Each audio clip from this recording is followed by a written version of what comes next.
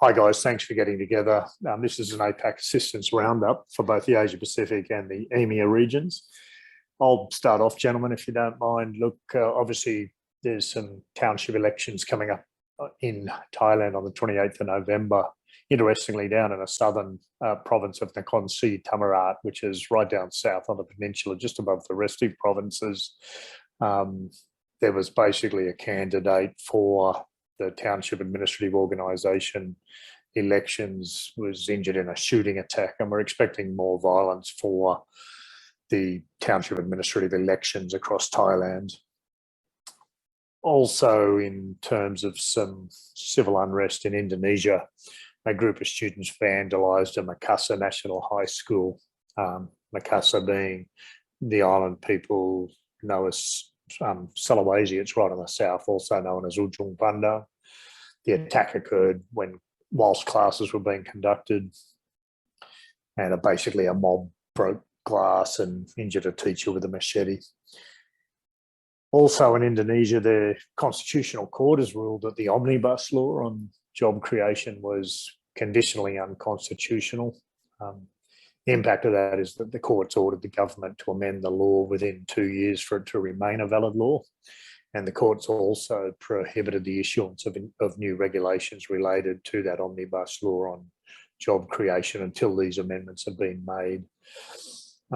Further in Indonesia is members of the Pancasila Youth Organisation, the notorious youth group across Indonesia, held a demonstration in front of the People's Representative Council building in Jakarta yesterday. The protest turned violent, and the Pancasila Youth Organisation clashed with the police when they attempted to disperse the protest.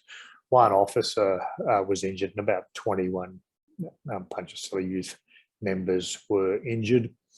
It was all in relation to they were demanding an apology from the head of Deputy Chair Commission 2 of the DPRD, a guy called Juniat Giasang, but it's not clear what apology they were seeking.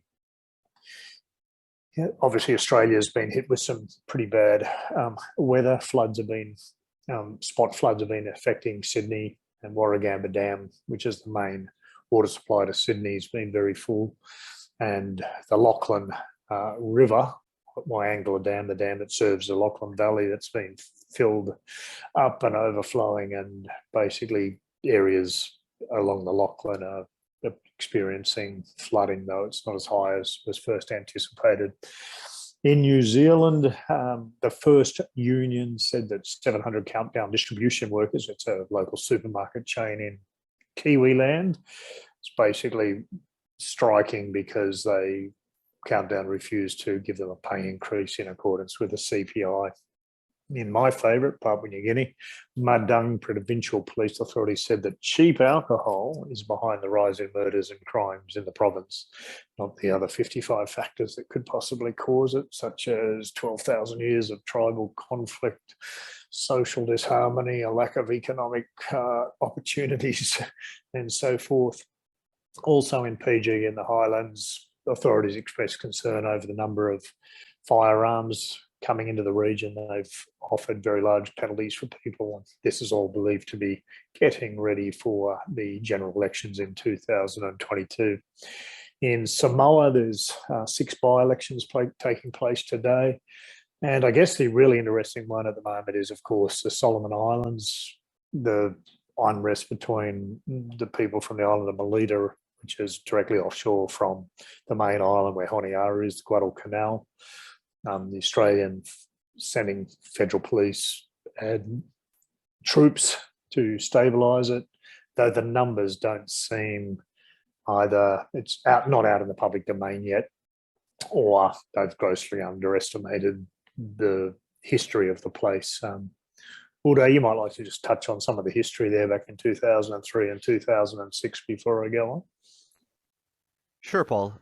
So in 2003, there was a shaky peace agreement between Malaita and Guadalcanal, and tensions have basically continued over there since then. In 2006, there were general elections in the Solomon Islands, and unrest broke out in Honiara because of accusations that Chinese money and influence was affecting the elections.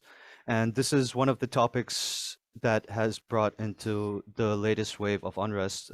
People from Maliata are angry at Malita. Malita. Malita. There, I don't have experience there as you do, Paul, which you could tell us a bit about after. But people are basically angry because Honiara decided to cut ties with Taiwan in 2019 in favor of China, and Malita has a historical relationship with Taiwan. So that's some of the Gotcha. crux of the issues. Yeah. I think the key thing at the moment is Malitans are very angry with the Prime Minister, and that's not just the China-Taiwan thing. I think it's about development, is it, Uday? Yes. Yes, Paul, that definitely is.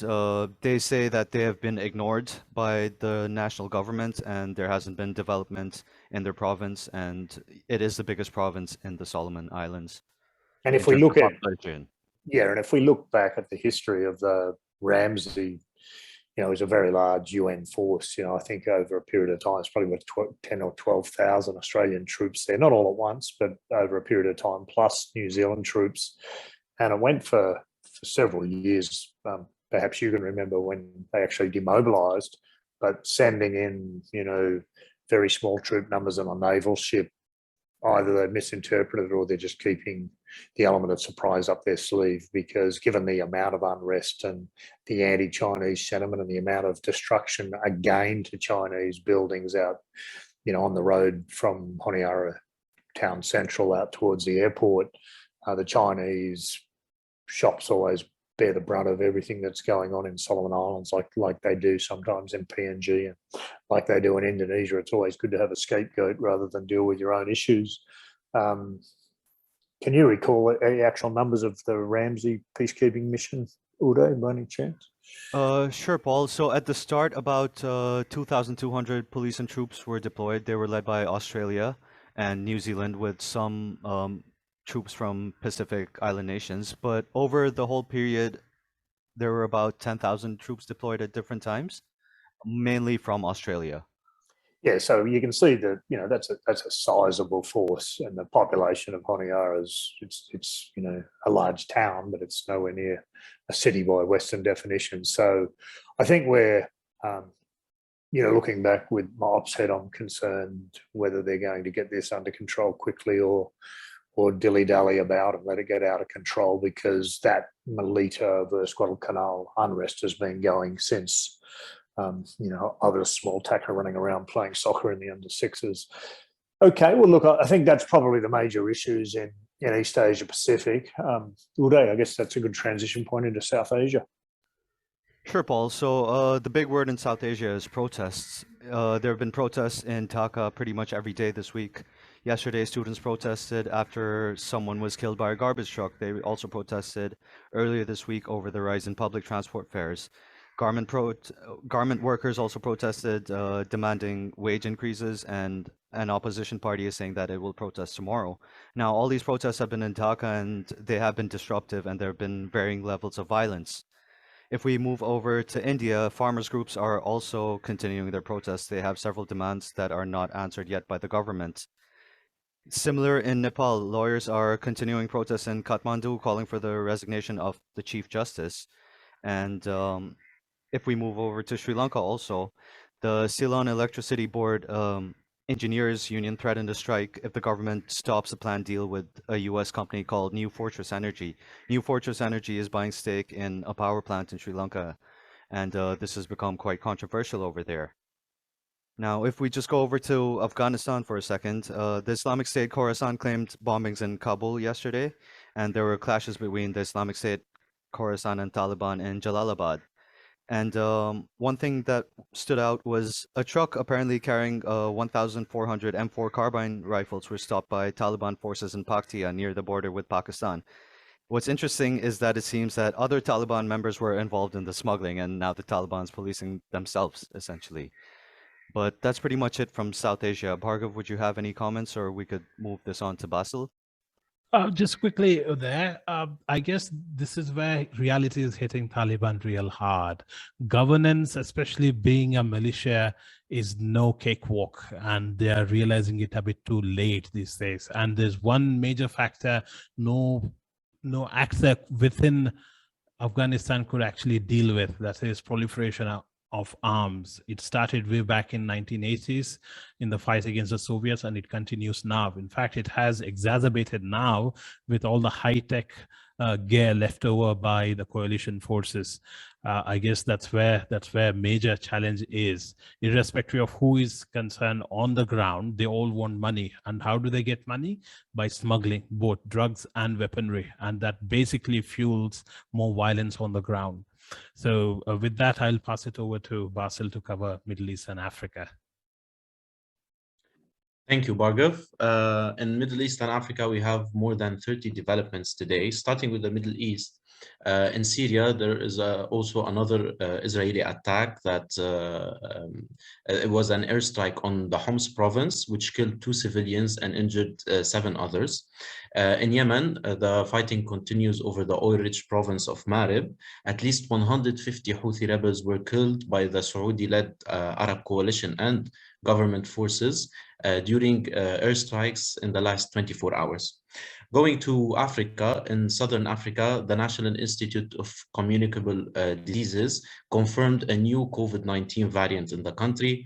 The variant was, the National Institute actually warned about this variant because it has 32 different mutations. Going to Sub-Saharan Africa, in Burkina Faso, terrorism in the north of the country is being active again. Terrorists attacked a military detachment in the northern province of Theo. During the clashes between the soldiers and terrorists, 3 soldiers and 11 terrorists were killed. In the Democratic Republic of Congo, another fighting erupted close to an artisanal gold mine in the country. At least 4 people were killed, including 2 Chinese nationals, and 8 others were kidnapped. That's it for the Middle East and Africa. Thank you, Bassel. Over to you, Mark. In Europe, the Brexit troubles never seem to stop bothering the UK. The French National Maritime Fisheries Committee has planned to block the Euro Channel Tunnel and the Port of Calais today. And the dispute is primarily over the UK's refusal to issue work licenses. This is highly likely to affect the supply chains in the UK because that's the primary supply route to the UK from Europe. Most of the produce in the UK come from mainland Europe, and this is going to hit them real hard if they do not really address these primary concerns with their European counterparts. The geniuses who thought of Brexit being beneficial to the UK need to think of all aspects, and apparently they didn't. And the current Prime Minister happened to be the frontline leader who led the Brexit campaign back in 2017, 2018. I guess he has all the answers by now. If he doesn't, I'm not too sure who's actually in control in the UK, and that's a problem for the business community at large. Moving over to Germany, Amazon seemed to be having some labor troubles with the labor union Verdi calling upon the workers, Amazon workers, to strike on the crucial Black Friday. That's when most of the sales happen. And they've already called for protests today. And in Russia, more than 50 workers were killed in a coal mine after a methane gas explosion in Kemerovo province.